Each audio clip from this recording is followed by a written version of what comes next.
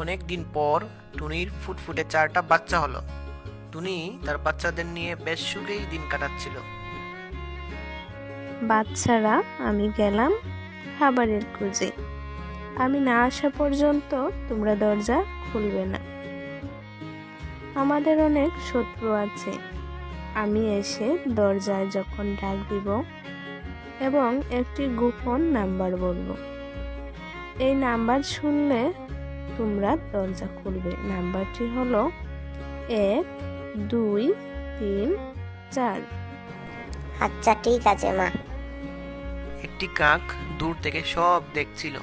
সে টুনি চলে যাওয়ার পর টুনির দরজায় গিয়ে টুনির মতো করে ডাক দিল। বাচ্চারা, দরজা খুলো, আমি তোমাদের মা এসেছি। তাইলে পাসওয়ার্ড বলো।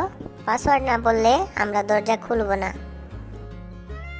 পরে কাক চলে গেল আর দূরে বসে টুনির জন্য অপেক্ষা করতে লাগলো, দেখবে টুনি কি বলে। সন্ধ্যায় টুনি বাসায় এলো। বাচ্চারা, দরজা খুলো, আমি তোমাদের মা এসেছি। তাইলে পাসওয়ার্ড বলো। পাসওয়ার্ড না বললে আমরা দরজা খুলবো না। 1 2 3 4। কাক দূর থেকে সব শুনছিল।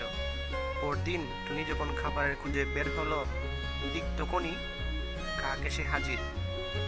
এসে সে টুনির মতো করে বাচ্চাদের ডাক দিল।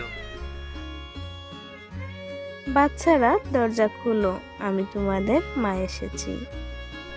তাইলে পাসওয়ার্ড বলো। 1 2 3 4। তারপর টুনির বাচ্চারা দরজা খুলে দিল।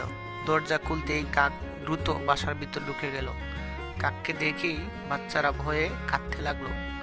কাক একটি ঝুড়িতে বাচ্চাদের ভরে নিয়ে চলে যাচ্ছিল, আর ওদিকে টুনিও আসার সময় হয়ে গেল। কাকজুড়িতে কে নিয়ে যাচ্ছে? তাড়াতাড়ি বাসায় যেতে হবে।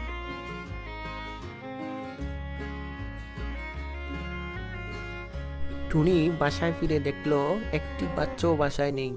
টুনি বুঝতে পারলো কাক তার বাচ্চাদের নিয়ে চলে গেছে। টুনি তার মনের দুঃখে কাঁদতে লাগলো।